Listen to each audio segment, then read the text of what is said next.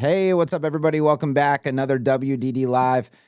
We have a special guest today, Amber Hines. We're going to be doing a Q&A that is all about accessibility. I'm actually going to add her to the stream.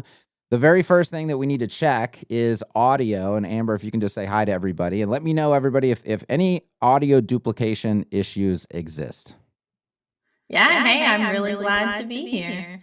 Thank you, Amber. Hopefully there is no audio duplication. Yes. All right, chat. There's about a 15-second delay, but let us know. We've got Manny in the house, Alex, Suzanne. Good morning. Good to see you. Patrick, Claus is here. Manny, a lot of OGs today. Digital Algorithms is here. Oh, look at this. We got Mark Westgard in the house. What's up, Mark? What's up? Hey, Mark. Travis, Thomas, Donatas, Zach. Okay, there we go. So we're seeing a bad echo. That was what I was afraid of. All right, let's see here. I'm good, but maybe not two of me. Yeah, okay, she's got an echo. So, okay, let's see if we can get this fixed up. So they give us this mix minus, which I turned on. So let's go here. Do you want me to talk, or does that make it worse? Yeah, no. Go ahead and talk, and we'll see. All right, yeah. We'll see if because I can also turn you down on my side if we absolutely need to. Hey, Becky, what's up? Hey, if you're a first timer, go ahead and say first time in the chat. I want to say, because I am seeing a lot of new faces. There's a nice spread here too. You see Larry's here from Ontario, David from Brighton, UK. No other locations I'm trying to see. I always find that fun when I do meetups and live streams to see where people are from. Oh yeah, for sure. Yeah. All right. Do I have an echo still, everybody? Probably does. Still. Yeah, still an echo. Okay, let me go to. We're gonna go Roadcaster. Here, we're gonna fix this together. I'm gonna screen share. I'll show everybody how this is done. I get questions about this stuff all the time too. All right. This is interesting, right? Because you're more high tech, which in theory results in a way better stream, but it also requires more. It does. Well, there's some software that will auto do this, but Roadcaster makes you. And then I had a normal Roadcaster, and now I have the Duo, and the Duo does it different. It's just, yeah, you're right. It's like the more stuff you add. All right. So we got more location. Anya is here from Germany, and also Peter. Kevin's here from Swampscott, Massachusetts. Wow. I've never heard of Swampscott, but that is kind of a cool town name. All right, so USB. This is amazing documentation right here. That shows you absolutely nothing. All right, we're gonna go here. Processing effects. Processing advanced. Clear. Are we both echoing, or is it just Amber? That would be the first question. I almost hear a little bit of myself as well. Outputs, multi-track. I don't know. Oh, I hear myself now. I didn't hear myself before. That might mean it's worse. Only Amber. Okay. Well, that helps narrow it down a little bit. Routing is fine. Monitor is fine. Headphones. You would think that they would make mix minus like the thing is I can't even find the mix minus in the panel. Okay, display metering. That's not going to work. All right, let's go. Dia. Let's see if Dia can get us going. Where is the mix minus setting in the settings panel for Roadcaster Duo? They need like an AI live chat. They do. They actually might have one right here. I don't know. Tap the settings cog, top right corner, navigate to outputs, routing, outputs, routing. Bluetooth? No, USB 1. Oh, okay. Main mix. This setting can cause unwanted echo. Yeah, of course it can. Okay, that's on mix minus. That's on mix minus. Mix minus. Okay, Rodecaster 2.0 Duo Chat. 7G microphone. Main stereo. Let's just try look, this. Lucky Cat Creative says 5 ambers is better than 1. That's so Okay. nice of you. I don't know if everyone would agree, but I just changed one thing, so you just heard Amber talking. See if that helps at all. Otherwise, we're just gonna switch platforms because. Oh, wait. no echo. Mark Westgard says fixed. Oh, yay. Oh, here we go. Okay, I think we're good. Okay, fantastic. All right, I can go back to main camera now. We'll add this to the left. Okay. All right. Go back to camera. Where are we? Multi. Okay. Ecamm with interviews did not used to be this difficult. As usual, they've made improvements that were not improvements. I also figured out I can't see your screen, so I opened the YouTube video. Oh, okay. Well, I stopped screen sharing. I'm just trying to get you back now. No, okay. Add left, add right, add right, add left. It's very Ecamm's not. See, I can get you here, but I can't get you on a normal one. Frame screen, screen cam, multi camera. Okay, I don't know. We're just gonna roll with it with normal screen share. Am If I we there can't get at this all? fixed. I don't think so. I can create a new scene. That's not gonna help us. Okay. I feel like we needed a practice session. We probably should have. We're just gonna roll with this for right now. I'm also gonna bring up the let's go bring up this, which I want to a little demo site to start on. It's gonna give us a chance to look at your accessibility checker. Before we get into that, let's just go ahead and give your intro. So for the people that don't know you, just go ahead and let them know what you do, who you are, why you're here. Go for it. Yeah, so I'm Amber Hines. I'm the CEO of a company called Equalize Digital. We focus on website accessibility, specifically in WordPress, but we also do a lot outside of WordPress as well. We have a plugin called the Accessibility Checker, which we're going to be looking at in just a little bit. And we do auditing and user testing with people with disabilities on websites, web applications, and mobile apps. So that's the outside of WordPress part. Yep. And outside of that, I am the lead organizer for the WordPress Accessibility Meetup. I'm a board member for the WP Accessibility Day Conference, and I participate in the WordPress core accessibility team. Excellent. Big question would be, are you moving more toward outside WordPress these days, or is everything steady? It's like a steady mix. I haven't seen a ton of like a huge increase in non-WordPress per se. Like we've always kind of done some non-WordPress on the auditing side. Yep. Like right now we're looking at LibreChat and doing a full audit of LibreChat if you're familiar with that, but it's a open source AI chat interface for like using ChatGPT and stuff. So cool. And then, of course, I did poll everybody ahead of this. I did it in all 3 communities and essentially said, hey, get some initial questions in ahead of time. There's always the obligatory, like, what is your argument for accessibility? Why, it's the why should we care about accessibility question. And everybody that I've talked to always makes a different argument. What's yours? Well, I mean, there is a moral argument for accessibility, and all people deserve to have equal access to all things. There is a business argument for accessibility, which is that accessibility on the web is really about having really good quality code. And because underlying that's what it is, which in the long run results in better SEO, more people on your website, better UI design, which means more people can take the actions you want them to take on your website, which usually results in more dollars.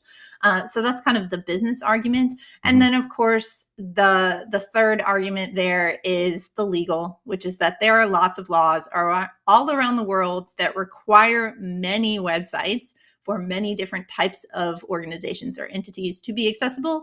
And if you don't pay attention to those, you can get fines or lawsuits, or in some parts of the world, jail time.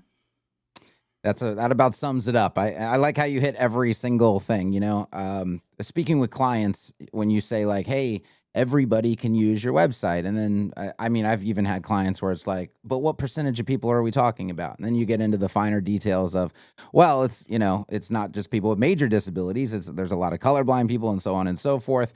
But it starts to get into the weeds and I try to direct them away from that and more towards the like marketing and business and ROI angle of it, because that's ultimately what most businesses care about. But I think hitting all three are definitely good.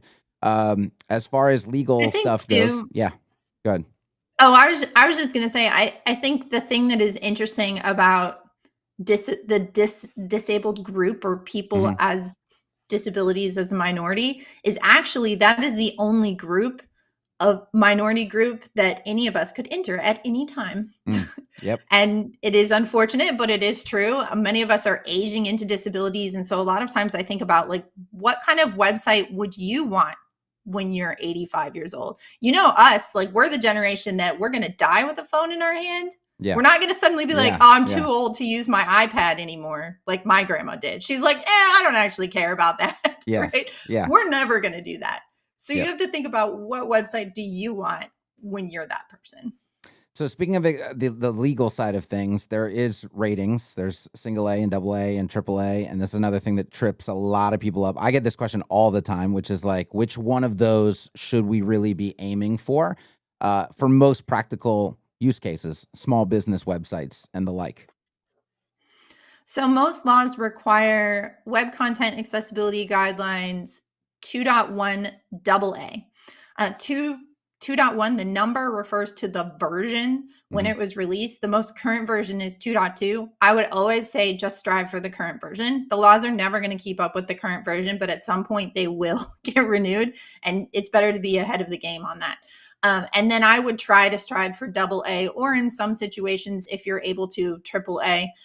So some rules have a AA version and a AAA. A really good example of that is color contrast.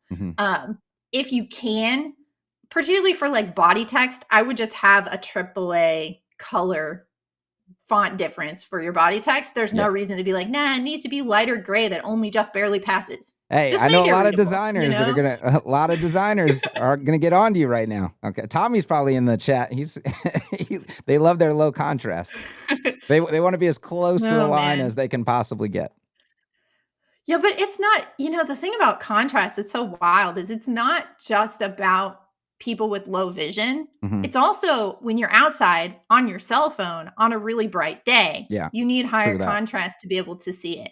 Or I have my phone set to, at 11 p.m., it goes black and white because that's supposed to make me stop using it. Not always super effective.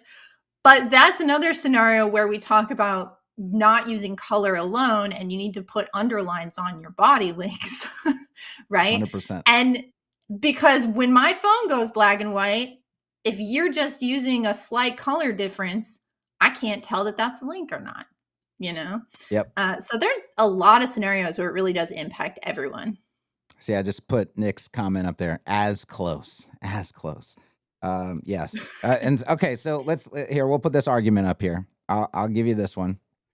That's from Nick. Right. I don't know if you could see it. Oh, you're on the YouTube stream. I can't see this stuff. I'll just read it to you. So it says, accessibility ruins aesthetics. I don't think that accessibility has to ruin aesthetics. I think that you need to, as a designer, think of accessibility as a challenge to force you to get out of the box that you are in. And there are tons of very beautiful, very interesting websites that pass accessibility guidelines. if you're having a difficult time doing that, that sounds like a you problem, not a Oh, accessibility oh, problem. uh-oh. Back at you, Nick. Can I be Back spicy at you, on your Nick. Yeah, podcast? hey, you're there. This is the Or place for Eustern? maximum spice. This is the place for maximum Okay. spice. Okay. So implementation. A lot of people ask for this. I saw this 3-4 times in the responses. What is like a step-by-step implementation for accessibility practices? And I'm just going to throw this to you as like, is that even possible? Like, I mean, there's a gazillion documents, there's a gazillion checkboxes. It feels like, is there just can you even do a step-by-step kind of process? 100%. You can do it step Mm, by step. We do this all the time. Most of our remediation clients are not get our website, make it accessible, launch it as an accessible website. Uh, they are, and you can actually see this because we have like pricing plans, people just buy off our website, but they're a monthly, we do X number of hours and we fix things on a recurring basis over time. Accessibility checker in our pro version makes this really clear. When you go to the open issues screen, we rate things by severity. And so what I would say the step-by-step process is first, you want to focus on global elements. So, for example, make sure your navigation menu works, right? Something that is really critical. And then you want to focus on things that are critical blockers and and and move through those items. Fix things that come up on automated scans first, because those are very easy to find. Doesn't require you to do a manual auditing. hmm It also can sometimes be those critical blockers, like an empty button, links that don't have meaningful names, color contrast, those kinds of things. So fix those first and just space those out over whatever timeline makes sense for you, your customer, whatever that looks like. And then you can do more detailed manual testing. But I would look at global elements. And then I would, if you're trying to figure out, well, what pages to do, I either start bottom of funnel up. So if it's e-commerce website, do your checkout page first, mm, then your cart page, then your product page, then your product search, right? Bottom of funnel up. And then you can also use whatever analytics tool you're using and do high traffic pages. okay. Perfect. Love it. It's very actionable, right? Because that was another thing is where do I start? A good point that you made there, though, is like this is not I think a lot of people see accessibility as like the remediation step of like a website. It's like let me just build One everything. and done. Yeah, and it's like let me just build everything the way I want to build it, and then we'll figure out all the accessibility stuff after. And you're kind of describing like most of this stuff should be checked as you go, right? Definitely. And accessibility is in many ways like SEO. I don't know if anybody watching this would actually say, hey, my website is SEO optimized. I'm done now. Right? Yep. And if you think about WordPress websites, you have plugins that are getting updates. You have might even have a theme that's getting an update depending upon how you've built your website. All of these might be happening on a weekly, monthly, regular basis. Then you have content people adding content, some of whom might be, you know, marketing intern We with talk about who Bev. knows We talk what about Bev level here a of lot. Yeah, knowledge. exactly. Yeah, yeah. Yeah, Bev in yeah. accounting And loves to add content and stuff to websites. She loves it. So for sure. yeah, yeah, yeah.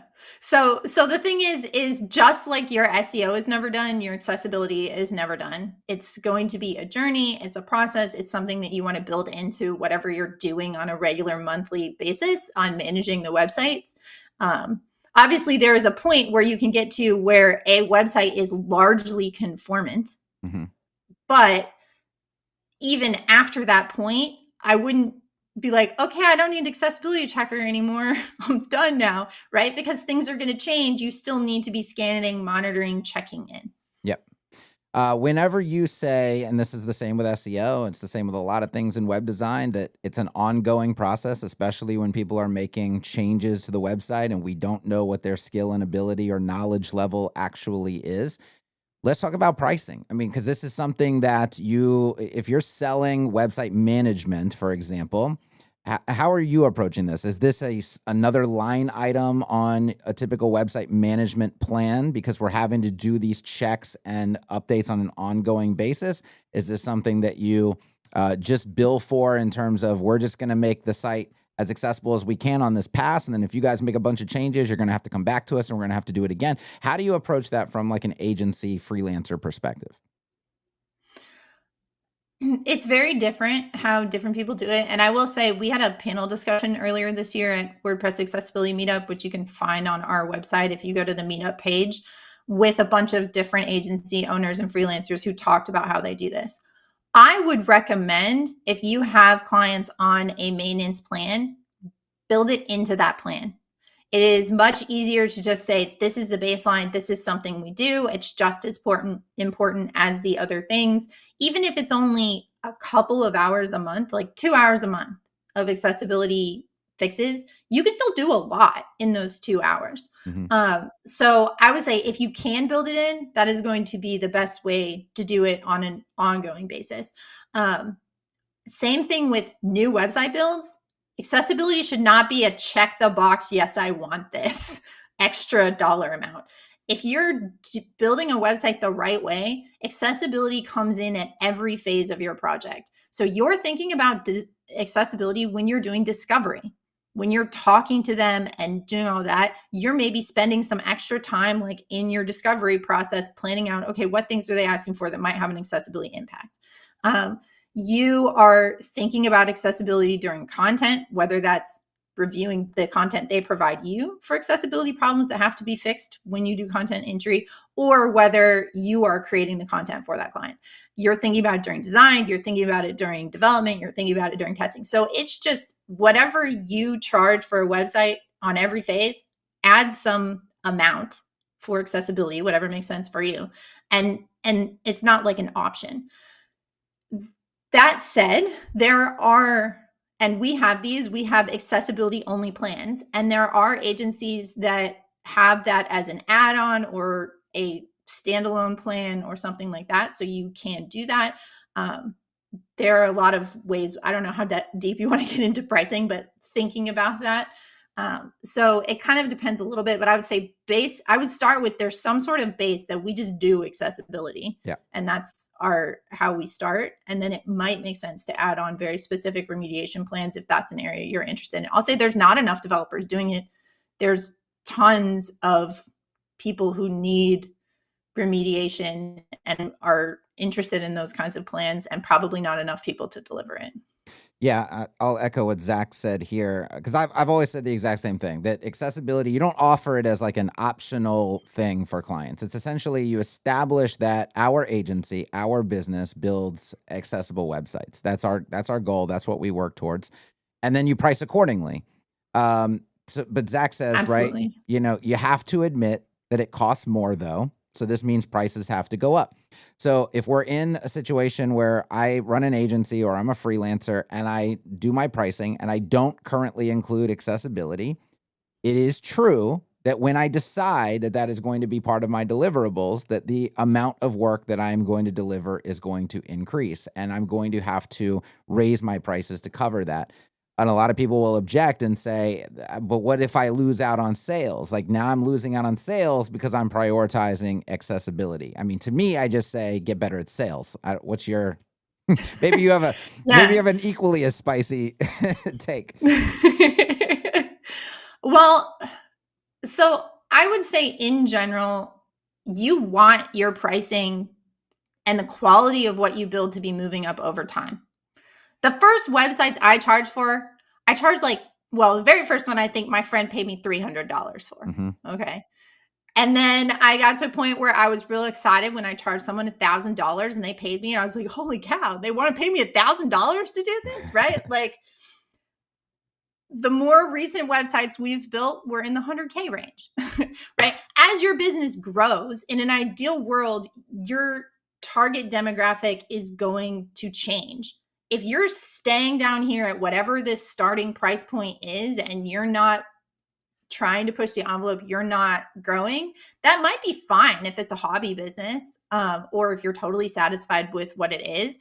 But if you're thinking about your agency as a business that maybe you want to sell someday when you're done, or you want to pass on to your children if they get interested, like what is your end game? Then I Yep. think you should kind of want to grow, and you should want to take on more challenging projects that are interesting and make you learn and bring more revenue. I think it is a matter of learning how to sell that to a degree, right? And a lot of times there were times when we would put out a price and I would be so terrified and I'd be like, oh my God, I can't believe I just and then Hmm. sometimes they just take it right away and you're like, boy, I thought maybe I should have like doubled what I just Yeah. told them because they said yes immediately, right? So I think Yep. it can feel scary, but you should do it.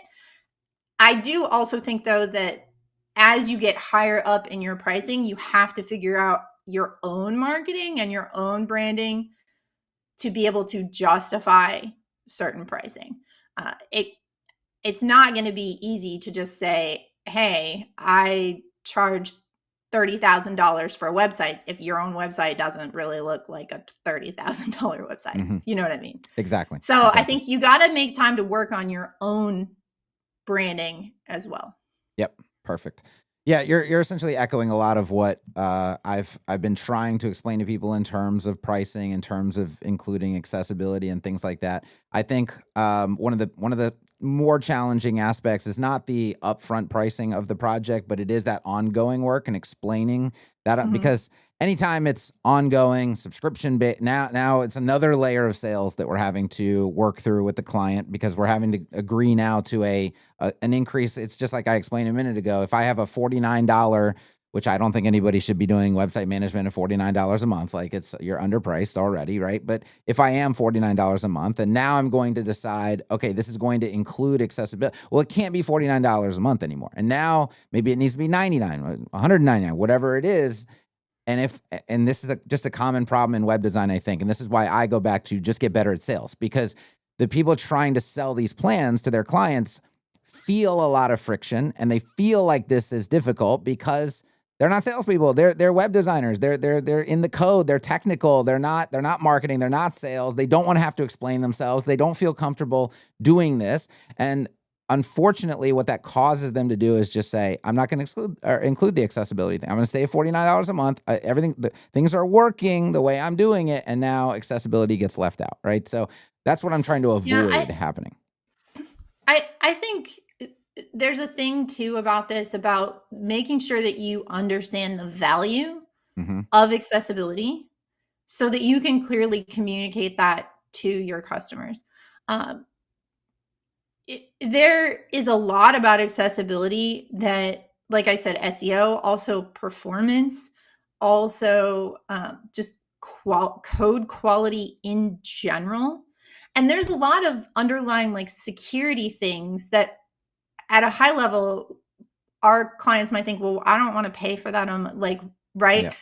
But then if you break it down to like what it does at the end of the day, which is ensuring your website brings you money and doesn't get hacked or whatever, right? Like there are all these things that might seem like, oh, it's just an upsell. You're just trying. But if you're, the moment they hit the opposite, right?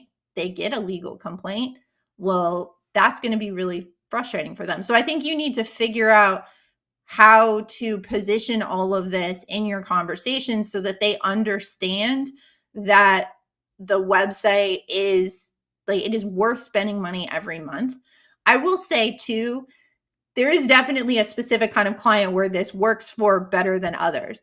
Yep. So random hair salon, person that could probably ought to just be DIYing their website, but can pay you a couple $1,000 to make it out of the gate, but they might not be able to invest, right? And in a bigger monthly package, and they might not really care about like accessibility or SEO, even because they might be getting most people off their Instagram feed. Right. I don't know. Right. Right. And so I think to some degree, you also have to figure out who are the clients that are more business driven, where their website is mission critical to what they do. Yep. And those are the organizations that are more likely to invest in having quality website and quality website maintenance Yep. because they understand that their website is how they get business. Yep. And just to give a practical example of like when I say get better at sales, and how we can approach this kind of thing with clients, I think a lot of people get themselves into hot water, into like an unsellable situation by how they choose to discuss it and what things they choose to focus on. I think looking at this website right here is a perfect example. You're gonna have to look at your YouTube feed, I think, to Yeah, see. I'm gonna be looking away. Yeah. So if I'm trying to sell accessibility to this fake pizza spot in Sarasota, right?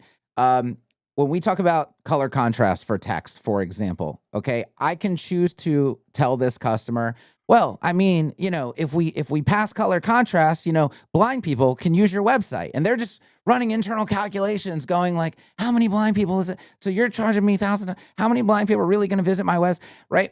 That's not the point to make. That's you control the narrative when you're in sales. You control the narrative. If that's the route you choose to go down, that is a high friction route. The example you gave earlier where you said, hey, people are going to primarily be pulling this up on their phone.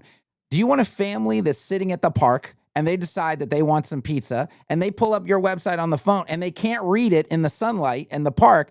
They're going to go somewhere else. That's a lost customer right there. Now they can envision this like everyday scenario. Oh, you're right. People do go to my website when they're out and about on a mobile device. And if they can't read this text because of the situation that they're in, not because they have some disability or this other thing that's more rare than typical use case, they're instantly connecting. You control the narrative. It's what you choose to focus on in these sales conversations. You can make it easy on yourself, or you can make it very difficult on yourself. Yeah, I will say too that with restaurants in general, restaurants after e-commerce, restaurants are one of the next most likely to get sued in the United Mm, States. Uh, Pizza is a great example, and honestly, I pick and choose this sometimes, right? But there was literally a Supreme Court case against Domino's. So if I had a prospective pizza restaurant, I would mention that, yep, right? yep, Like yep. Yeah. Do the you it what? is very likely. Yes, and So are you seeing? We feared for a while, like the lawsuits, and it seemed like it was going to be increasing exponentially. Are you seeing that? Is it holding steady? Is the amount of lawsuits ramping up? Is it getting worse? they are going up. I don't know that it's huge amounts.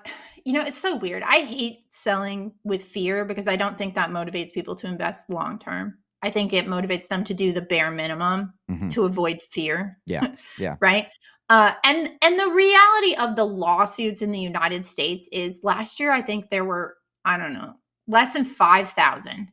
Hmm. How many business websites are there in the United States? Yeah, gazillion.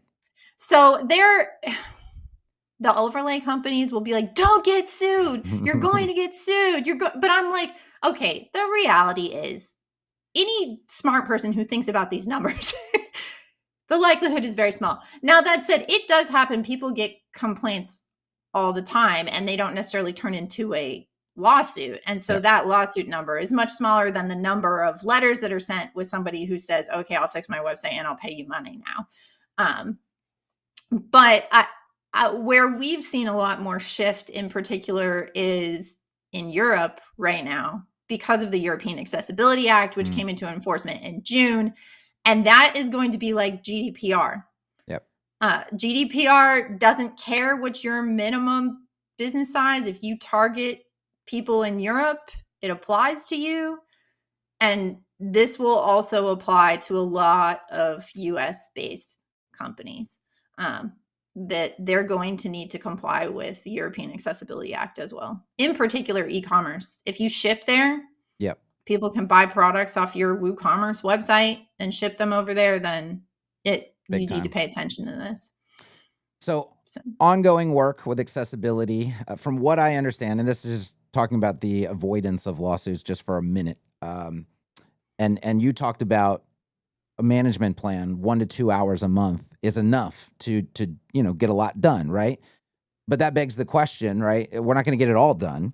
And so when you are trying to avoid exposure to lawsuits, from what I understand, if you put an accessibility statement on the website and you're doing ongoing proactive work to make the website more and more accessible over time, is that enough to avoid the lawsuit? Or is this a black and white situation where it's like it either is or it isn't when the person decides to make the lawsuit? Like, what?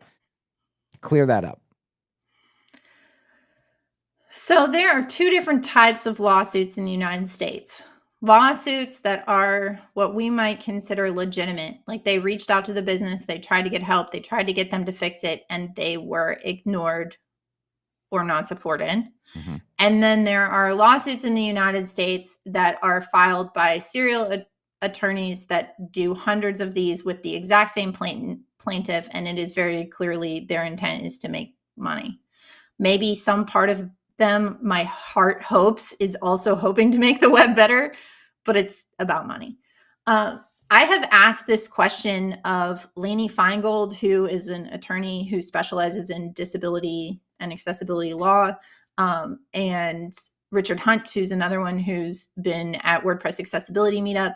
And they both have said that having an accessibility statement is protective of, in particular, the first group, because the first group of people just want the website to work, and they're going to file a lawsuit as a last resort. So if you have an accessibility statement that tells them how to get help and doesn't just point them to a form that's not accessible, but includes like an email address, like accessibility at or whatever, then that is going to help you, because, you know, they will reach out to you. You can respond. As long as you respond appropriately, it's going to reduce that.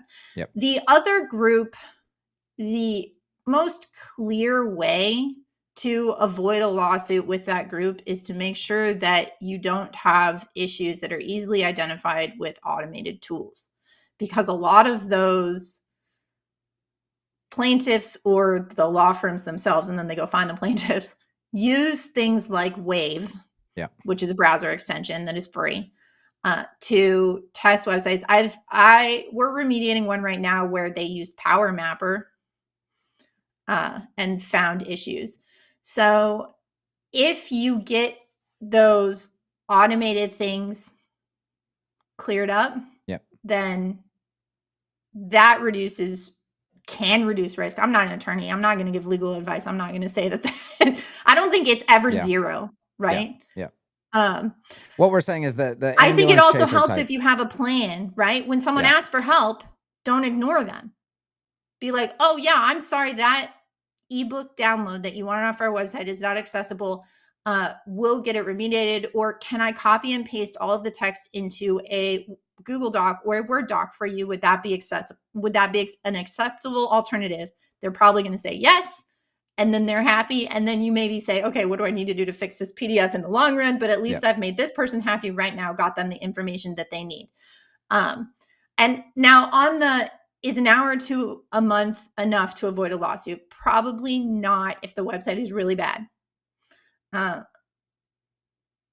would advise that if it is a very bad website and it is an entity that is required to conform, like it's a city or local government, it's a university, it's a nonprofit that gets federal or state grant funding, if it is an e-commerce website with over 2 million euro in revenue or 10 or more employees, like a big business, then they have the money and should be investing in a very significant upfront. So with those ones, we're typically putting them on, it might be 48 or 24 hours a month for some number of months to remediate as quickly as we can, as much as we can, the major areas.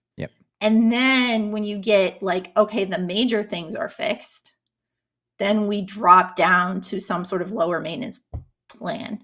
I wouldn't just out the gate put someone on 1 or 2 hours a month unless that's all you can sell.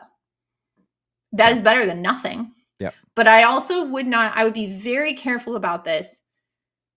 I doubt anyone listening to this is an attorney. So I would never promise legal compliance to your customers. Or your clients. I would never guarantee they won't get sued if they work with you, because I don't think any of us can promise that. So we have some articles on our website. You can even read our terms of service, which our attorneys, not an AI, wrote for us, like human attorneys wrote for us. Like we have specific things in there that say we are not a law firm. We are guaranteeing web content accessibility guideline conformance. We're not promising that you're going to be ADA compliant, right? Mhm. These things are a step towards ADA compliance, but ultimately the website owner or the entity is responsible for their ADA compliance or their European Accessibility Act compliance. You help support them by making their website web content accessibility guideline conformant. There's a bunch of other things that they have to do to actually meet these laws that have nothing to do with their website. Right. So don't promise that or you'll get yourself in trouble. Got it. Great advice. Love it. Love it. Okay, let's switch gears a little bit. Let's look at some practical examples. Starting with this little hero section with pizza here. So, and this is really just this is kind of half of semantic HTML question, half of just does this help with screen readers and general guidelines here, because everybody has a different opinion. I'm going to show how I've approached it, and I'll just get your take on it. So, New York style pizza in Sarasota. I call this the SEO headline, and it also tends to be a very, very literal headline. And so I make this the H1, and I make it first in the DOM structure. This, though it looks like an H1 and actually is styled exactly like my normal headings are styled, is just a paragraph. And this is just a paragraph. So it's one paragraph and another paragraph and then a link. And so we have an H1 and a paragraph and a link. And then, of course, we have an image with alt. Is this how you approach it? Do you have a different opinion? What are your thoughts on this? So most of the time, and in a hero section, I would say this is absolutely right. This is what I would do, where the tiny text is actually the H1 here. That's what provides meaningful context and an accurate title for the page. Sometimes when you get lower down, when you start to do, I call these eyebrows. Yeah. Yep. You might not consistently always make the eyebrow the heading. Sometimes it's decorative text and the text below it is the heading. Sometimes even on the same page, you might alternate. What matters the most is that you have hierarchical heading structure and that the text meaningfully describes what is below it. But in this scenario, yes, I would say the tiny text is the H1. Great. Okay. And then on the section down here, for example, and this is just what I've advised people to do, is essentially there's going to be literal copy and there's going to be embellished copy, or what we would call marketing copy, right? And if we're thinking about landmarks, like headings for the landmark of this section, this is a section, this is the topic of the section. Doesn't matter what the text is supposed to look like. You make the literal semantic meaning thing the H2, right? And then you make the embellished copy, the fluff copy, the sales copy, the persuasive copy, that is not the H2, right? Because you can have very persuasive sales copy that doesn't actually literally tell you what this section of content is about. And that's the problem with it. And that's the problem with making that the heading. But in a design application like Figma, for example, there is no semantics in Figma. It's just different text sizes and such. And so people see big text, bold text, they're like, that looks like a heading. Let me make that the heading. When in reality, they're losing the semantic value because they made the wrong thing the heading. That's just kind of the guideline that I've approached things with. I just want to get your thoughts on that. Yeah, no, that's definitely it. I'll say too, in that example, that's 2 sentences. A heading is never 2 sentences. Mm-hmm. In an ideal world, a heading isn't even a full sentence. I know sometimes we might do that, but typically it's not even a full sentence unless it's a very short sentence or very short question. Yep. So it really is about semantics. Do you use the headings map browser extension? No, I don't have that browser extension. One? No, I have not. What is it called? Oh, Headings map? Headings map. That is one of my favorite little handy browser extensions because what it does is it pops out a window on the left of the website and it shows you the hierarchical heading structure, and it will highlight if you've missed any. But it makes it really clear on a web page to see if everything is nested semantically I or just if installed it. they've done weird things. Let's see if we can. There's like a Chrome and a Firefox version of it. I got the Chrome one. There it is. Yeah, so right just search there. headings map, all one word. Okay. Oh, yeah, that's You'll it. see it on the stream in just a minute. That you're on a little bit of a delay, but yeah, there you go. That'll show up. That's good. That's neat. Okay. So, and I do want to stress for everybody, if you want to see specific examples, I'm gonna pull up a menu example in just a minute here, because there's a big debate going on about this right now. I'm gonna probably use Stripe's website as an example. But if you guys want to see specific examples, you can request them, and we'll pull them up, or I can build something real quick that we can go over, and you can see how to go through the process of building it. I will show you this in Etch, for example. Like you can see, right, here's the H1. It's got a class of SEO headline. This way, the styles associated with SEO headline can be applied to any SEO headline that I need to apply them to. This is just using the utility class of H1, which automatically makes it look like an H1, even though it is a paragraph. We have a paragraph here, and then we have a link here, which I left as a pound sign because we'll see why in just a minute with the accessibility check. Oh, look at that, Amber. It does. It doesn't even need an etch. It might need a little bit of an etch integration because it's covering our save button. Maybe we'll be able to give you guys a custom icon that would be somewhere else. Oh, you can go in your settings and move it to the left. Okay. All right. Perfect. All right. Good. Well, but it should run. I'm seeing everything on a delayed because I can only see it yeah. there. But it should be able to run in the editor, I think, maybe. But if not, we can collaborate on that. Yeah, no, it is. It is for sure. Yeah, it's running in the editor. So without any official integration or anything like that, it is definitely running in the editor. We may want to get it to run in the iframe instead of in the app interface. That actually might solve the problem completely right there. So we can get with your team and make that happen for sure. But doing this kind of stuff, if you're using a good builder, a good environment, it's very, very easy to control the semantic tags on this stuff. In Etch, you can control the semantic tags from the structure panel over here on the right, from the code on the bottom. There are multiple different places to approach this. Okay, let's talk about the section below that hero. So it's my understanding that if I create a section and I throw an H2 in there, this is the topic of the section, it's not technically a landmark until we give that heading an ID and we use labeled by. Is that correct?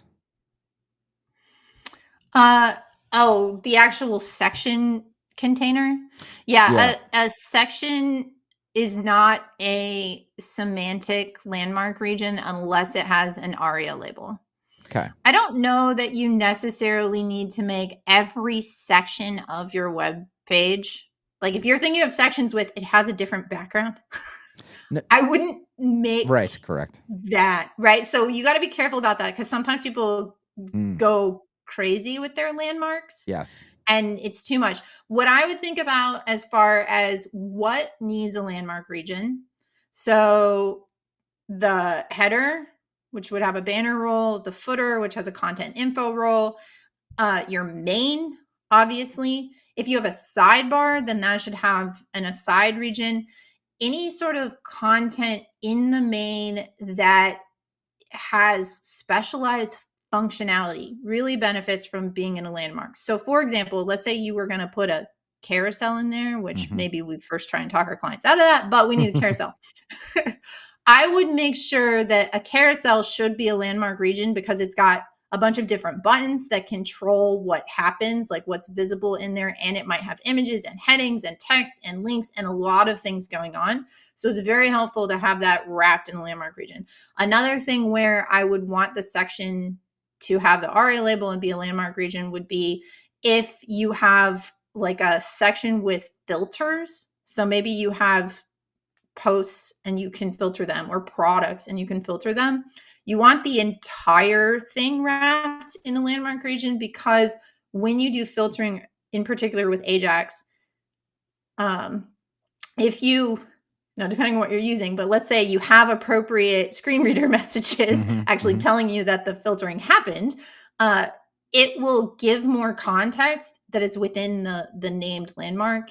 And then also it's easier for people to jump to it. But I wouldn't just be like, this is my about section. This is my, like recent post section. This is my, I wouldn't make everything do it to that degree. Landmark region. Yeah. So when you're using a screen reader, like they're able to go by heading level, right? So they can already, if you don't use landmarks on your sections, like let's say this hero is, I got my hero, then I have, there's a little about section about our pizza shop. And then down here is the menu for the pizzas. Like here's all of our pizza options. And then down below is going to be a section for our testimonials. These are all different topics. So they're different sections with different H2s. But you're saying they can already essentially navigate. Like if they arrive on the homepage and they're like, I want to go straight to the testimonials, they're easily able to do that, even if you haven't done the landmark of that section and an ARIA label and all of this other stuff, right? Yes, because of the heading. So this is why heading structure is really important. A lot of screen reader users, their first inclination, if they go to a web page and it's one they've never visited before, is they might just hear what all the headings are on the page. So there are keyboard shortcuts that allow you to just navigate via headings, and you can just jump to, you could like hit 2 and it would jump through every H2. Yeah. Or there in VoiceOver, it's called the rotor. In VDA, they have like a same thing that lists out all of the elements, and basically they could just get a list of here's all the headings on the page. And just like you and I don't go read every word on a website, like we skim and find something, that's something they're going to do. I don't see very commonly when we do user testing with real users that they just like try to navigate through all of the landmarks. Now, this might potentially be because many websites have crappy landmark structure or none at all. Yeah. And so they've learned that headings are a more useful way to navigate. That's what I was always wondering. But they will sometimes use them. Like I do see people use keyboard shortcuts to jump to main a lot, particularly on websites without skip links. But even with skip links, a lot of people will use that as a habit. And this is why if your H1 is outside of your main container, sometimes when people modify themes, the H1 gets moved to this section like above the main because they're like, oh, I actually want it to show up here and go full width instead of being or something like that. And then what happens, and they might even put like a blurb, like an extra info or like meta on a post or something that's other details people need to know. So what happens is then someone navigates with the shortcut to go to the main and they totally miss the title and whatever content is there, and they only get into like the body. So you do want your H1 to stay inside your main. You mentioned skip links. And I see them sometimes use it to navigate to the footer. Or like navigation. I have a couple questions about skip links, but just for people who are newer, explain quickly just what a skip link is. Why is it important and why does it exist? Yeah, so a skip link is a way or the way to meet the Web Content Accessibility Guidelines success criterion for bypass blocks. Bypass blocks is a requirement that anytime you have repeated content on a web page, that there is an easy way to jump past it. And most common repeated content is like the homepage logo and your navigation and your search or whatever you have in the header. So when you go to a website that has skip links, you can do this. If you go to our website, equalizedigital.com, you hit tab, it's going to pop up something that says like skip to content or skip to main content. And then it's a link. You can hit the return key to follow it, and it would shift focus into that main content.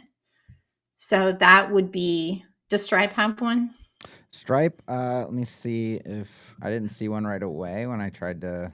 No, they don't have one. I laughed earlier when you said that you were going to use Stripe as an example because I'm pretty sure every heading on Stripe is a H1. It very well could be. Yeah, I haven't even. You're right. It is, and their code's an absolute atrocity. Yeah, you can use the headings map plugin. We'll highlight that for you so perfectly. Nice. Yeah, they do the thing about their menu that because I use them as an example because I'm generally against mega menus. First of all, I'm just generally like I'm a proponent of the flatter, simpler you can make your navigation, the better. And the less like this, let's just not be super fancy with that. Let's just get people navigating the site as easily as possible. But if we're going to do, and even something as simple as a drop down, like there's a huge debate about how to approach this drop down situation. And I'm going to make a UX case, and then I just want to see what you have to say about it. But just to explain to people with the skip links, so we can cover that before we move on. Imagine, right, you're a screen reader user and you arrive on Stripe and you go through the navigation. You know, you keyboard out, what are all my options? Like, where do I want to go? And you find the place you want to go. And let's say the place that you want to go is this radar page. Okay, so you go to this radar page. Well, now you're presented with the menu again, and you're starting from the top. And it's essentially the question of, are you going to force that user to go through all of your menu items again to get to the main area of content? Or are you going to provide a way for them to skip that?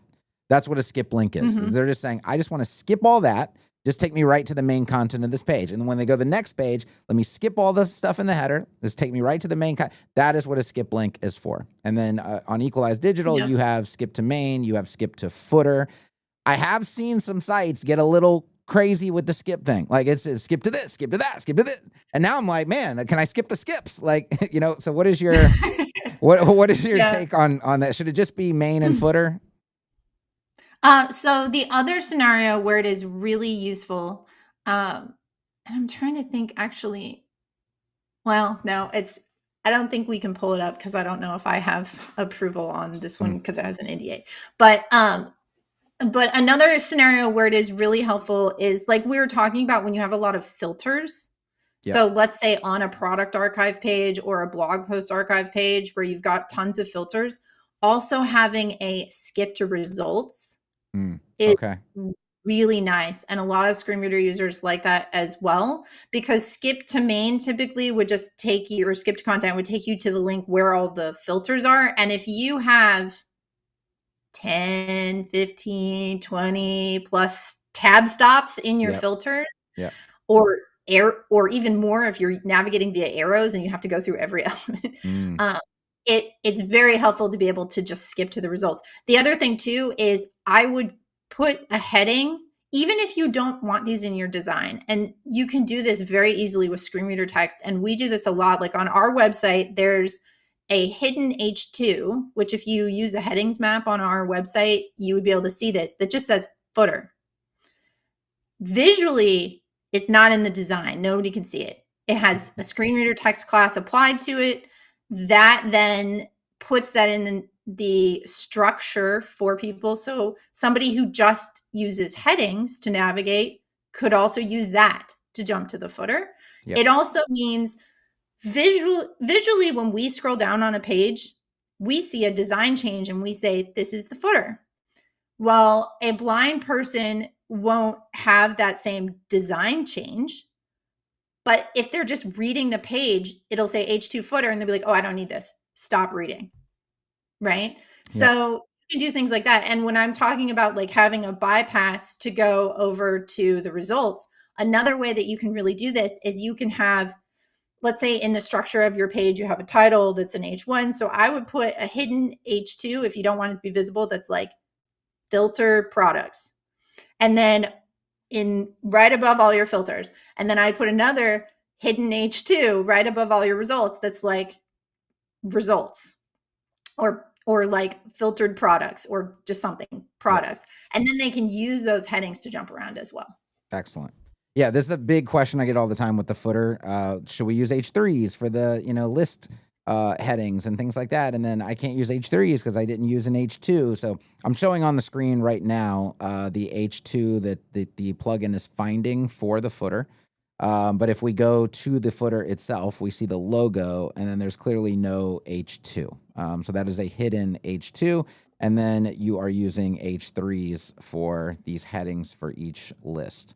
So that is the answer for the people that have been asking how to manage the headings in your footer. Okay. Yeah, that's what I would always do. That way they're nested under something. Yep. And again, if you need them to be smaller, like you talked about with the H1, You just design them smaller. Don't make them an H5 because you want them tiny. Yep. Yep. 100%. Designers don't understand about this, so they do weird font sizes. Every time we would get a design, I would go through it and I would just go like H2, H3, H5, or like whatever in Figma. And sometimes our designer would be like, well, no, that's supposed to be. And I was like, I understand you designed it to match Right. the H5, but I'm telling our dev team this is an H3. They will make it look the way you want it to look. Don't worry. Yes. Yes. 100%. Yeah. Yeah. The meaning and the design are two different things, right? And so we have to interpret them properly. You did this with a class called Screen Reader Text. There's some classes I'll see that are SR only. Just wanted to make a point That's for Bootstrap. Okay, yeah. So for automatic CSS users, there's a class called Hidden Accessible, which will do the exact same thing. So if you're an automatic CSS user, you can get there with Hidden Accessible. So you don't have to code your own utility class or anything like that. Okay, perfect. Yeah, the easiest way is just like try a few of those classes on any sort of block, see if it disappears. But then what you want to do is go to the front end and inspect it and make sure that it hasn't been hidden with like display none, because display none also hides from screen readers. So it needs to be positioned off the screen. Yes. Is basically what it is. Yep. Yeah. Perfect. Okay.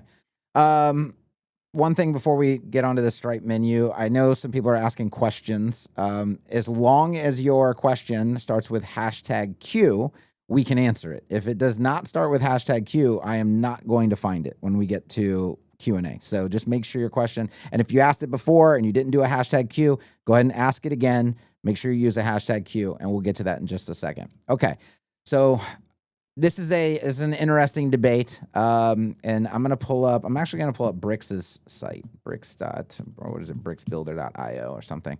And I'm just gonna tab through here, and I don't think they used any top level links, which is good. And you can't see this, but I'm going to describe it to you. I think you're going to know exactly what I'm talking about. But if there's a top level item in a menu, can be a link, or it can be essentially not like a semantic heading, but like a heading for the dropdown that is going to appear when the user interacts with it, where they can then see other choices. And then there's a third scenario where the top level item might be a link and also have a button next to it for essentially triggering the dropdown. So there's 3 different scenarios that might happen there. The Brick site that I'm showing now, which you can probably see now that the delay is gone, they use a button. Their arrow is a button, which when you're building a menu like this, there's really 2 arguments that I'm making here, and then I want to get your thoughts on it. If you decide to make these arrows buttons by themselves, there's going to be a lot of additional work that is going to, because obviously there's no text here, right? So there's additional work and considerations for making these arrows accessible. And aside from the extra complication, because what these things should be in order to trigger a dropdown is a button, right? Like a button element to trigger that dropdown typically. So, we have to decide, are we just going to have this arrow be it, and then we have to use ARIA labels or something like that, and we're dynamically generating a menu. This becomes even more difficult. Or are we going to make the entire thing like features with the dropdown? The entire thing is a button. But if we go that route, we can no longer also make it a link. Now, what I've said is that's correct. We shouldn't do that. We shouldn't do that. From a UX standpoint, from a user trying to predict what is about to happen, we should teach the user that if this thing has other items, it is not itself a link, right?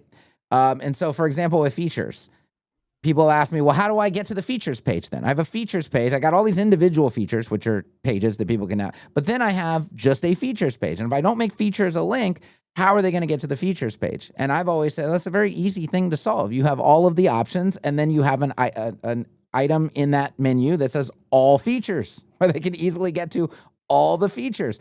But they're never in a situation where they're guessing like, is that a link up there? Because most people, if you make it a link, aren't even going to realize it's a link. They're not even going to click it. They're not even going to go to it, right? Which is separate, by the way. This is actually a problem for sighted users, not for unsighted. Unsighted users would see that it's a link and they would be able to go there. Sighted users are going to think that these are their options in the dropdown, and they're not even going to consider that features up there might actually be a link. And therefore, my argument has always been the rule should be, and then you get to come in and give your take on it. I think Okay. the rule should be if it's got children, it shouldn't take the person anywhere. And I don't like the game. I don't think it's good for users where we make that an option and then put a button next to it, and now they got two options. And now when they're it seems just very confusing that way. But I'll let you give your take. So I'll say, so on ours, we do have links and buttons.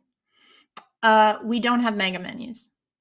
I think I 100% agree that when you have a mega menu that has a bunch of different columns, like what we're seeing right here on the Bricks website, it does not make sense to also have a link at the top.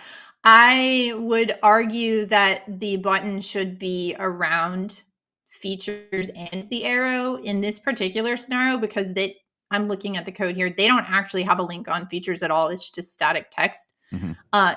Their buttons have ARIA labels, but they're not descriptive. They only say toggle dropdown. What they should say is like features menu or features child menu, or if there was also a link, right? Or, I don't know, something that makes them unique. Descriptive, so you can tell which one's going to open features, which one's going to open product, which one's going to open resources. But the biggest thing that I think people make a mistake on with this is when they don't know how to make those things buttons, and they will put a hashtag in the link. Yes. And they're like, I don't want it to go anywhere, but I still need it to be clickable or hoverable, or I need the word to show up, and I'm using the WordPress menu editor, and this is the only way I know how to do it. Right? Which our plugin will flag that as improper use of link, because indeed it is an improper use of link, because it is a link that does not function. It can be tabbed to, and it can be clicked, and all it will do is reload the page. So that's a big thing I would watch out for. I think in this scenario, it ought to be a button with features as the text for the button, and the arrow would just be like a decorative ARIA hidden SVG or something. And I agree with you. I'd put the all features page in the dropdown. If you have not mega menus, I think it could be okay to also have a link, but I would still suggest, and I think we do this on ours as well, that if the top level page is not just a container, sometimes the top level page is kind of just a container, and you're like, if no one goes there, I don't care. Right? But if it's not, I would also put it in the dropdown, even if you don't have a mega menu, because there are a lot of people, like you said, who will, when they hover and the dropdown expands, they'll think the only things I can click are what's in the dropdown that appeared when I hovered. So if it's important, I'd make it the first item in the dropdown. Yep. Okay. Cool. All right. Let's, I don't want to run out of time on questions. So I'm going to go search #Q, and we're going to switch over to answering viewer questions, which, thank you guys for showing up on the stream, by the way. I think we maxed out at around 240 concurrent viewers today. This is fantastic viewership. And we have a bunch of questions that are waiting for Amber. So we're going to start with Mega Vox. What are the 3 most important accessibility features that we must integrate on all websites? Oh man, that's so hard. It is. 3 most important. Color contrast is one, right? Would you put that in Yeah, your top 3? I mean, color contrast is the most common failure. I think headings, and used in the right order, are very important. Having a search is really important. And a lot of users, if they have a hard time, and especially blind users in particular, and I don't have one on my website, and we've just been talking about this because our website was built like 6 years ago and we didn't have very much content. But they will default to search if because it's a lot easier to try and search. So making To sure you have navigate. good search too. Like Yep. WordPress search out of the box sucks. Not good. Let's Yep. be totally honest. It Not good. searches like the post title Yep. and Yeah, that's sometimes about the it. Yeah. content, Yeah. which may or may not even apply if you're using ACF or other things to add your important content. So you need to have a really good search. Um, I don't know. I guess if I'm limited to 3, that's what I'm going to tell you. Okay. All right. Hey, that's, I mean, it's a I, question that boxes you in. So there's your I box, know. All right. And actually I will, let's pause on questions because I did forget one thing. I wanted to go over the accessibility checker plugin just real quick. So explain, and I'm going to show people in just a second, like a sample report and all of that, but just explain what accessibility checker does for people.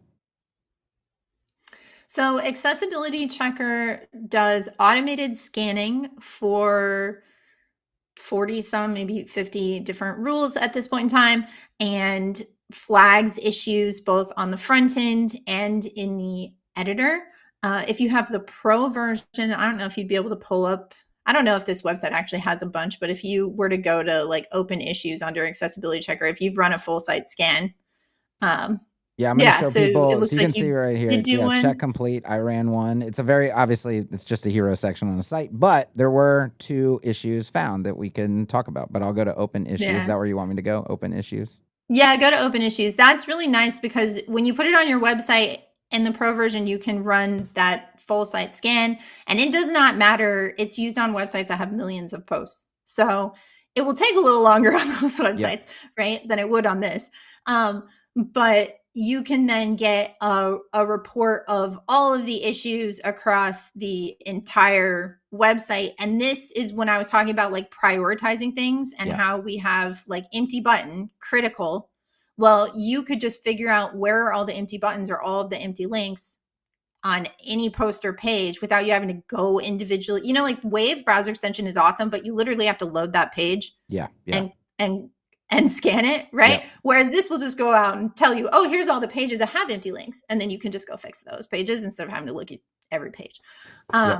So it does that. We also have a number of automated fixes.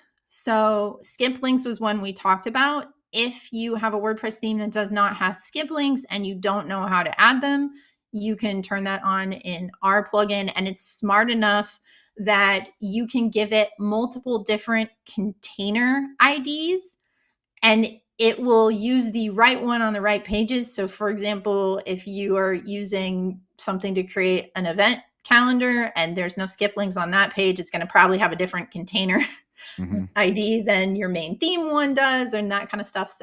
So we have a lot of different things that will add a warning if links open in new tabs. Another one of the automated ones that we always turn on for people is warnings for linked files. So you are required, if they're leaving the website or not going to be on a website and you're linking to a document like a PDF or an Excel file or whatever, they need to be notified because it could download. Yes. And in particular on your phone, I don't always want really large downloads. So that will turn on, it will find any links to those, and it will include in the US federal format what the file name is and the size of the file automatically for you, so you don't have to go edit all your content. Excellent. Love it. Love it. Okay, so I'm looking at the open issues list, and I'll just give people this example where it says, so I essentially got 2 flags on this hero section that I did. So first one is improper use of link. So I'm going to click on that, and it's going to show that there are 3 improper uses of links. So click me. It tells you what container it's in, like in terms of the landmark. So it's in the main. And it says this one is on post 2. This one is on sample page. This one is on hello world.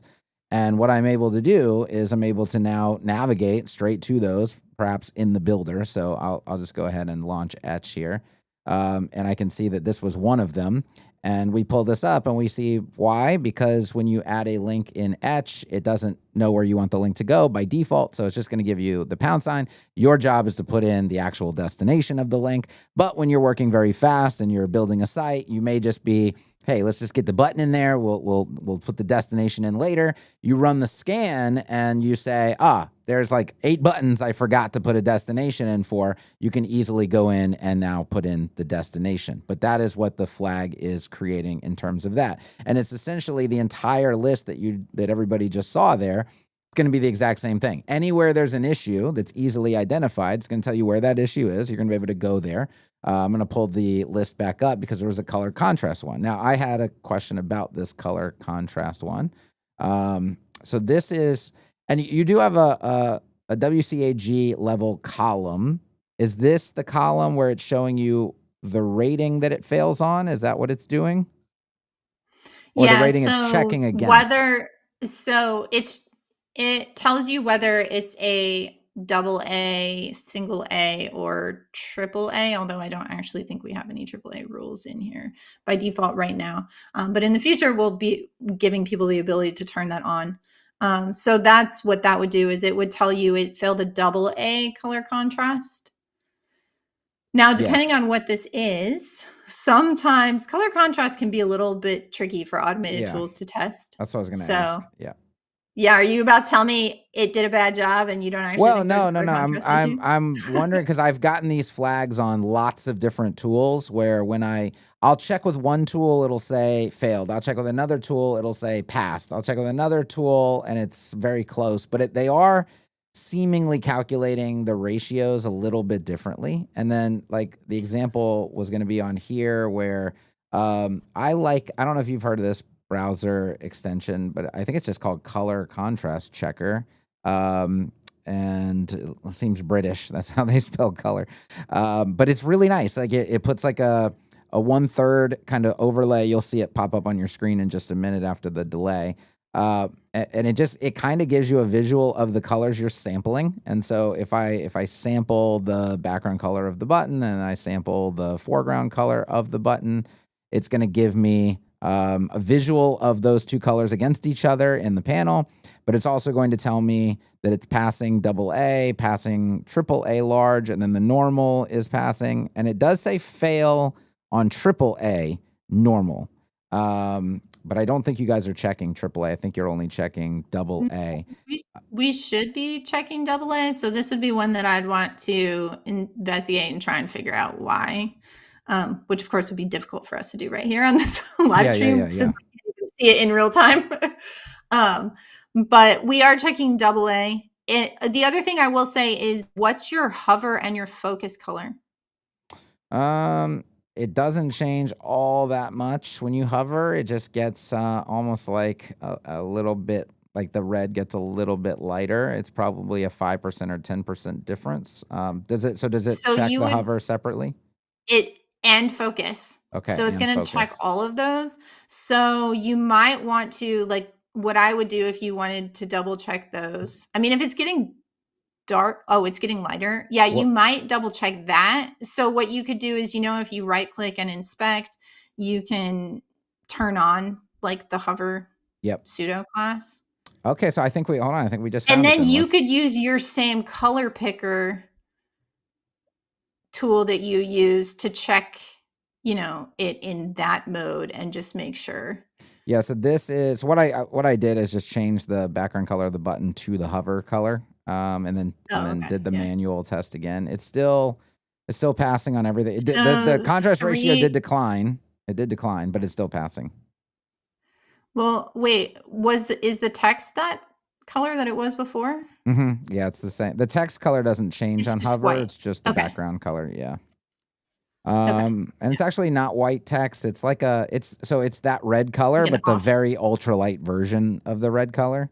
White would do even better on the contrast. So the ratio does decline on hover, but it's still. And then have you tabbed to your button, and does it change when it receives keyboard focus? Yeah, it should. Let's see. Yeah, it's gonna get the outline. I don't know if the hover style changes because it gets the outline instead. Yeah. So it might be. So in some scenarios, you have to go check them and you say, nope, this is just fine. So how you handle that here's how you handle that in Accessibility Checker. There's a couple of different ways. On an individual item, you can create and ignore. Or we also have in the pro version, if you go to the fast track, you can create global ignores. So if something is in your header, for example, on every page, you don't have to ignore that on every page. You can go and then create a global ignore. And we're working on surfacing more of the global ignores throughout outside of the fast track view. There are also some items. Yes, you could. I'm on a super delay. Yeah. So I I have pulled no it up what for you're you. showing. But there are many items in Accessibility Checker that get flagged that are, we call them warnings, but basically they are human review items. So for example, a carousel, a slider is present, a link to a PDF. Those are never going to remove themselves from Accessibility Checker unless you were to remove the slider or you were to remove the link to the PDF, which you might not want to do. So those show up.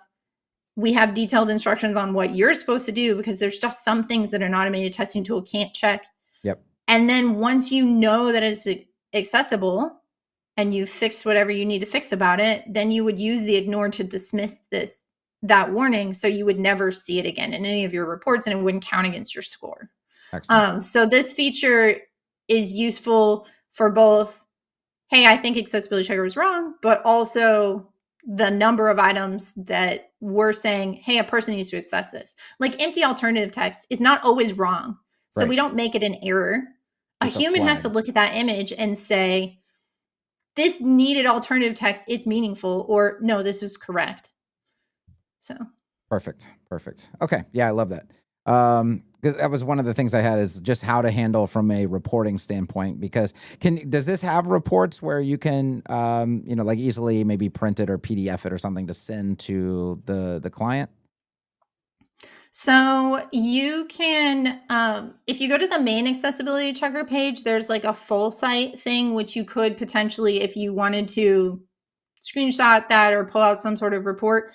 If you have our small business or above plan, we have CSV exports. And we also have a audit history add-on. So a thing that's good to know about Accessibility Checker on its own is it only ever shows you current today status. Like what you're looking at right there is the status right now. If you were to go fix a bunch of things and like update your counts, it would be the status right then. But it wouldn't show you where your status was a month ago. So we have our audit history add-on for people who want that. And then that actually logs every day. It takes a snapshot of your counts and it creates a table and it has graphs and it has exports that you can export as well if you want to be able to show either improvement or hopefully not decreases, but hopefully just improvement over time. But it is helpful.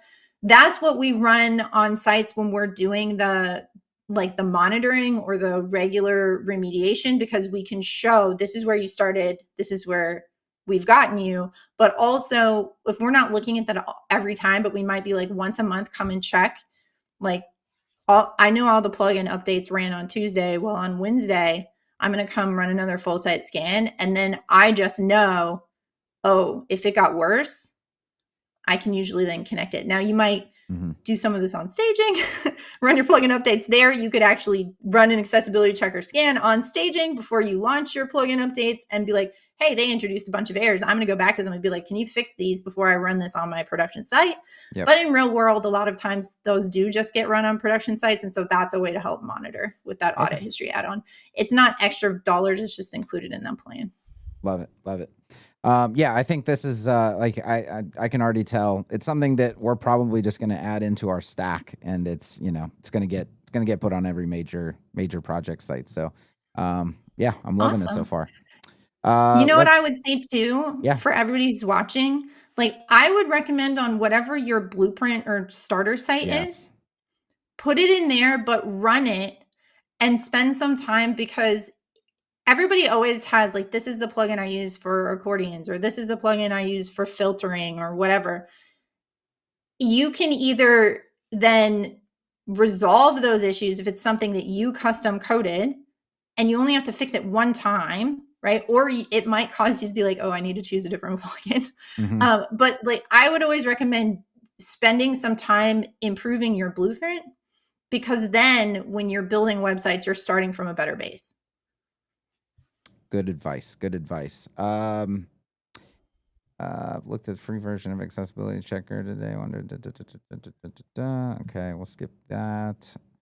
ARIA label or title for buttons. I know Google reads both, but SEMrush doesn't read ARIA labels and always gives me a warning, says Manny. So I'm not totally sure if we're talking links and SEMrush is saying it doesn't I think have that's what like he's talking about, links. an Yeah. SEO friendly title or something because it's Yeah. like an arrow, I don't know, or an icon. I don't think it matters from an accessibility standpoint. The thing that is really important to know about ARIA labels is that there is a success criteria in WCAG which requires, it's called label and name, and it requires that any visible text on a button or a link needs to be included in the accessible name. So let's say you just want all those link buttons to say learn more. Mm-hmm. If you're writing ARIA labels to give them context, you can't just change them to say like about us. You would need to have learn more at the start, and then you say learn more about us, because you have to include the visible text, because people who use speech to control their computer, maybe because they have paraplegia or something like that, they're going to be referencing the visible text to try and target the element. Yep. So that's an important thing. But from an accessibility standpoint, if you can use visible text, use visible text instead of an ARIA label. Yes. But if you can't, and there's lots of scenarios where you can't, ARIA labels are fine. Yep. Yeah. The biggest thing, like I go to people's blogs all the time, and every blog articles, read more, read more, read more, read more. And then of course they're usually not done properly. Right.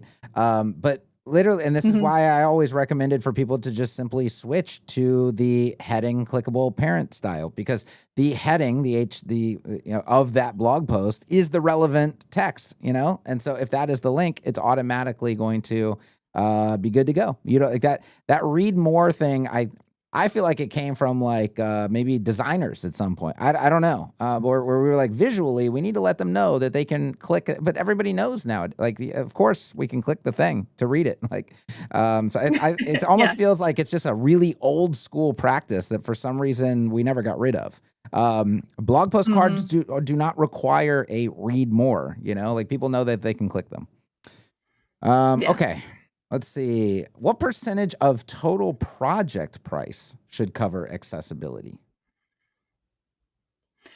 So I don't know an answer of that, but one of the things I will say is that, having talked to a lot of people, I think that if you have never done accessibility before, I would account on it increasing the amount of work you have to do by, on average, I say like 40%. It could be more. and it could be more in particular if you are someone who is more of a WordPress implementer, who uses a lot of off-the-shelf tools to build websites for your clients, and you don't do a lot of custom dev.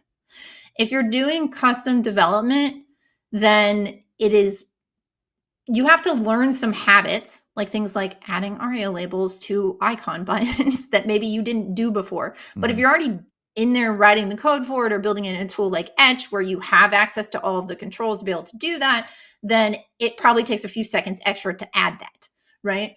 Now, it can significantly increase time, though, if you are using off-the-shelf components and they are not accessible to begin with. Yep. And then you are going to figure out on your first project that you're eating it because you can't use anything you used, or you're having to go ask for help, right? Yep. So, I mean, it's a little varied, really, but I think probably 50% more time. Yeah, I mean, even if you're gonna hand code, for example, just something simple like an accordion, if you go, well, I mean, there's better ways to do it nowadays, but if you had to do it old school with divs and JavaScript, let's say, it's probably, I mean, people have watched me do it on streams. If you want to make that thing fully accessible, it could double or triple the amount of code required to do it, versus just here's a functioning accordion. Okay, now make it accessible. Suddenly you look up, the code's doubled or tripled, it is a lot of time. And if you're using off the shelf stuff, like you said, that's not accessible out of the box, it's going to be a lot of remediation time for that thing. So it does significantly add a lot of effort. Yeah. Of course, best case scenario is you get off the shelf stuff that is accessible out of the box, and you keep it that way. Yeah. I would say increasingly there are plugin developers and theme developers out there that are putting a lot more effort into having a baseline of accessibility because they're realizing that it's necessary. So if you're assessing tools, I would look for accessibility documentation. I would ask them, if you can't find it, I would ask them for an accessibility conformance report, because if they have one, that's going to tell you where it meets or partially meets or does not meet at all different success criteria. And that's going to tell you, is this a good starting point or not? Yep. If they can't answer any questions about their accessibility practices, I would seriously question whether you should use that tool. 100%. Okay. Do you have 5 more minutes, 10 more minutes? We can rapid fire some of these. Are you good on time? Yeah, I'm good. Okay. Yeah, lightning round. Let's go. Yes, let's do a lightning round. What is your take on order -1 since it changes the order of the DOM? I think he meant since it doesn't change the order of the DOM. Well, so if you put a tab index of -1, that will remove things from tab order. There are legitimate situations in which that makes sense, as long as you also put ARIA hidden equals true on it so that it cannot be tabbed to and it cannot be heard with a screen reader. So for example, in blog posts where you have linked image and a linked title, and you don't want to force somebody to have to tab twice, it's totally makes sense to put ARIA hidden equals true and negative tab index on the link around the image. And that is fine. In most scenarios, I would just make sure you're tabbing through and that you're not missing anything important. And then I think Zach's talking about CSS order -1, where you're like, you're taking a card in a grid ordering, and like, I want to move it to the front. Yeah. Yeah. So when you use CSS to reposition things, it will not change the order that a screen reader reads. A screen reader is going to read it in the order that it is in the DOM. So I would always just listen to it or make sure that it makes sense. There are cases where it is really good. So for example, if you get a design where the heading is on the right of stuff on the left, but the stuff on the left is child, I would do that. I would put it in where the heading was on the left and use CSS to position it so then it's reading the heading first. You have to be careful about this when you have focusable elements that you're repositioning, because you generally want your focus order to go left to right, top to bottom. So if you're doing a lot of row reversing or column reversing, then you can make focus order kind of confusing. You don't want it to jump around. Yep. Yeah. So what I did on, which you'll see after the delay populates, but on that hero section, what I did is I just swapped the image to the left-hand side and I let the content be on the right-hand side. I did that with order -1 instead of physically. And this is the problem with, we go back to beginner-friendly tools, and a drag and drop. Look how easy it is, This is a mistake that like a lot of people would make. They would physically take the heading and content and move it to be after the image because that's what dragging and dropping on the screen does, right?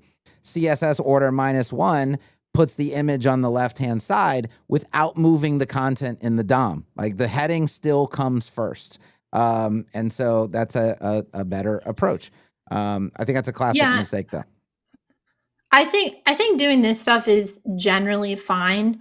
And even the WCAG success criterion related to focus order, it only fails if it meaningfully impacts the page. So I've seen sometimes where just the way things are, you might end up tabbing through social media links like right to left. And it's not great and it's kind of annoying. And you're like, why is this one backwards and everything else is the right way? But it doesn't meaningfully impact anyone's understanding of those social media links or the page as a whole. And so it wouldn't actually fail WCAG, right? So I would just, when you're doing CSS techniques like this, I would just make sure that you're not doing anything that's going to meaningfully stop someone from understanding the content on a page. Yep. And to me, I think, and I've read before in multiple places, like just the general guideline of heading should come first, because that's topically the heading is telling people what they're about to encounter. And if you think about like, what if I encounter 3 images before I encounter any semblance of a heading, or like, what is the topic even of this section? It's like, that doesn't help me. It does help me if I encounter a heading and then I encounter 3 images. That's kind of just how I think about it, Yes. Okay. So, and I did want to mention, I don't know off the top of my head, I don't know what the CSS property is, but there is a new property that you can apply when you use order to reorder things. There is a new CSS property that will instruct screen readers, as far as I've come to understand, that the DOM order should be read differently as well, should be read in that order. I don't know off the top of my head, I'll have to look it up, but it is coming to the spec. So. And I don't know if you've heard of that, Amber. It'll be interesting, because the thing about that is, it first CSS gets implemented or whatever in the spec, and then the screen readers have to choose to support it. Yes. Right. Yes. So there will definitely be a delay, and like maybe VoiceOver will support it, but NVDA and JAWS won't, or vice versa, or something like that. So. David Lazo I'm always cautious about using really edgy stuff. Yes. Yeah. You do have to wait a while. Yeah. David says, when should focus trapping be used? Focus trapping is most commonly and most appropriately used on modals. So any sort of dialogue container, menus like mobile hamburger menus should trap focus. Anytime something opens up, you don't want someone to leave it. But other than that, I wouldn't trap it in an accordion that's expanded, for example, and force someone to go back and close the accordion, right? So Okay. Mostly just something that takes over the screen. For a blog post, should the H1 be inside the article tag or outside the article tag? Ooh. I would say if you're using an article tag, it would make sense to have the H1 inside the article tag. And you could potentially, it is allowed to use another header tag if you wanted to, but I wouldn't get noisy about doing that. So I would generally not do that, but you could technically. Yeah, I think I would agree with that. I mean, I think technically the article tag it's an article because it's like a self-contained piece of content, which should theoretically include the header or the heading. Can we do more skip to where it makes sense? For example, on my website, this is designed by Krakow. Good to see you as well. For example, on my website article page, if an article has a video, I have a skip to video at the title bar and then a skip to article as well. You can do that. I think that's fine. I wouldn't add too many. I would mostly think about what are the things that people would want to bypass, and make sure you make it easy to bypass that. Like we talked about bypassing filters to just get to the list of articles. Yeah. It might make sense to have just like a skip to video or skip to content in that scenario. Okay. Nick is back. Nick, instead of headings, is it possible to use a title attribute on a list? For instance, if I have a list of products, can I just give it a title of products? Oh, no. So screen readers have, sorry, it took me a minute to understand. We're talking about the title HTML attribute. Screen readers have inconsistent support for the title attribute. So I would recommend not using it. WordPress project as a whole has been going through, I think last year I did like a search of the entire WordPress code base so that we could remove all use of title attributes. You should not use a title attribute. Okay. There's lots of other like ARIA label, ARIA labeled by, all sorts of other attributes that are way better than a title attribute. Okay. Is that one of those situations where something exists, but the screen readers have chosen just not to adopt it, essentially? Yeah, it's inconsistent. And then also what happens sometimes, and this is why I think sometimes they won't read it out, is that there became a history of people would also put title attributes and have accessible names, and then it would read the same. Or like an input field that has a label and it has placeholder text and it has a title attribute, and it's going to read all of that. Yeah. And it's so verbose that it's like, what the heck did I just hear? Yep. Right. I just wanted it to tell me like first name, edit blank. So I know I'm in an input that I can type in, not first name field. Yep. Enter your first name here. Yes. Edit blank. Right. Yep. Yeah. Perfect. I get this one all the time. That's a good question, Patrick. How do you deal with ARIA labels and multi-language sites? So ARIA labels can be more difficult because they don't always translate depending upon if you're using like a browser translator. Yeah. In that case, it is recommended to rely more heavily on screen reader types. Yeah. So for example, when you were talking about the read more links on blogs, it would be better to have a hidden screen reader span that puts the blog post title in the link text after read more rather than using an ARIA label. So I would try to rely on that. Or depending on, and I don't have enough experience with all of the WordPress multilingual plugins, but I'm sure you could also dynamically do this in your code because you're going to have a language set on the page. So if you have certain pages that are in certain language, or you have different, like a control that allows people to change the page language, then you should be setting the language on the element, and you could dynamically replace the ARIA if you've also defined the ARIA in other languages based upon what you're doing when the page language switches. Cool. All right. What we're going to do is we're going to do the final question, and then I'll let you give all your calls to action. People, I didn't get through all, there's a gazillion questions. You guys can reach out to Amber. You can go to her website, Equalize Digital. I'm sure she'll be super helpful. Maybe she'll come back and do another Q&A in a couple months. But last question is just from me, and I know you've been doing this for a very long time. Has your philosophy or approach to accessibility or anything evolved over time, or has everything stayed fairly consistent? And if it has evolved, what does that evolution look like? It has definitely evolved. It's gotten a lot more detail oriented as, I learned more and I got more involved with it. I think one of the biggest changes that I maybe made is we've reduced a lot any sort of animations that we put on websites. We don't design carousels. We don't, for years, we haven't been like, everything should fade up.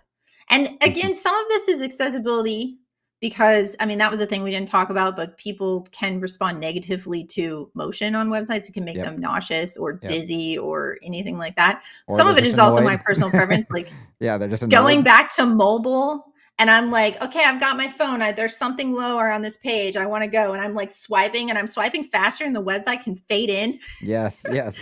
Yeah. And I'm just like, what? It drives me nuts. So I will say, like, I've gotten a little bit more hard-lined about some of those things. And there are things like, I'm not afraid now to say to our clients, and that's a perfect example where I'd be like, have you ever been on a website on your phone? You just want to find something and you have to swipe and then you have to wait. Yep. And then it like, oh no, I haven't swiped far enough. Okay. Right. So I've come up with more of those where I'll just tell clients, no, we don't do that. Yep. Yeah. That happens like, you came to us because you wanted a high quality website that's performant, that converts people, that is accessible. This doesn't align. We're not going to do that. That would be one of the biggest faux pas I see, not animation wise, but infinite scroll. I constantly run into I can never get to the footer because I go to the footer all the time to quickly go to places on the site, and then you can never get there because it scrolls forever. Yeah. We used to put infinite scroll on websites. Don't do that anymore. We don't do a lot of the load more either. Pagination is generally better and more user friendly where people can skip. They don't just have to load 5 more. And then load 5 more. Right. Yep. Right. So, yeah. So just an overall simplification. Get away from a lot of the complexity that people have tried to build in and go back to static and simple and content and conversions. Yes, absolutely. Cool. Yeah. Love it. All right, Amber, where can everybody find you? Where can they get Accessibility Checker? Do all your calls to action. All right. So I am most active on X, and I am at Hey Amber Hines, which is spelled Hinds. We also have a Facebook group. So if you are a Facebook person, you can search WordPress accessibility on Facebook and find our Facebook group. Of course, our website is equalizedigital.com. You can get Accessibility Checker, including the free version, off our website. If you go to equalizedigital.com/accessibility-checker. And the other big call to action that I have right now is WordPress Accessibility Day is coming up on October 15th through the 16th. It is a free 24-hour conference. So no matter where you are in the world, there will be talks during your time zone. And it's on Zoom. We have Vitaly Friedman is our keynote. He is from Smashing Magazine. He's going to be talking about UI and UX and accessibility and all of that. We're very excited about having him as a keynote speaker this year. That's awesome. So go to 2025.wpaccessibility.day and you can register for free to attend WordPress Accessibility Day. Love it. All right. I'm going to put links to all of that stuff in the description. If you guys found value in this, hit like, hit subscribe. If you want Amber to come back, drop a comment. Let me know. Say, hey, bring her back. We need more Q&A. We need more accessibility content, and we will make it happen. Thank you so much, Amber, for coming on the show. Thank you for having me. Have a good day.